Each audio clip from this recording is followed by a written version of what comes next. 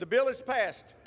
The bill to suspend the U.S. debt ceiling made it through the House of Representatives on Wednesday. An overwhelming bipartisan majority of 314 out of 435 members supported the measure, suspending the $31.4 trillion debt limit for at least a year and a half.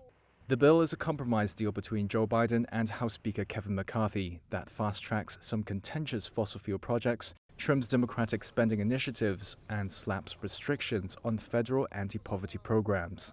71 Republicans voted against the bill. It had to overcome ultra-conservatives, who had publicly said it fails to meaningfully restrain government spending, a view echoed by Chip Roy of Texas in Wednesday's debate. Talk about food programs. I don't hear a whole hell of a lot about what we're doing to devastate American families with rampant inflation because we keep spending money we don't have.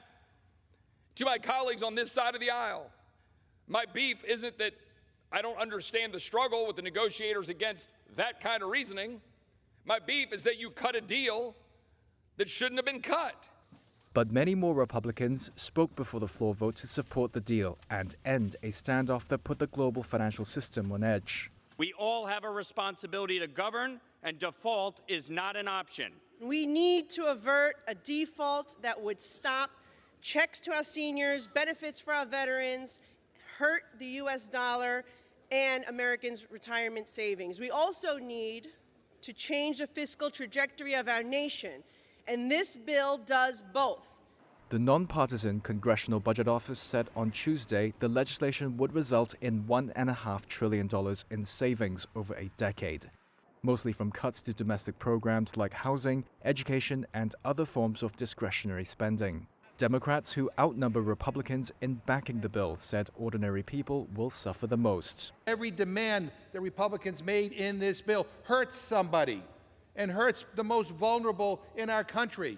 Going after SNAP for older people, a measly $6 a day benefit. Shame on you for doing that. We used the power we had to force the president to negotiate.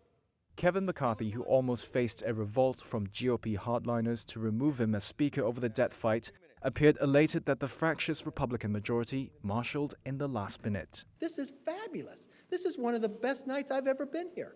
Now I found there's a whole new day here. We've woken them up. The bill now advances to the Democratic-controlled Senate, which must enact it and get Biden to sign it by next Monday to stave off a destabilizing default. Voting there could stretch into the weekend, especially if any one of the 100 senators tries to slow down its passage.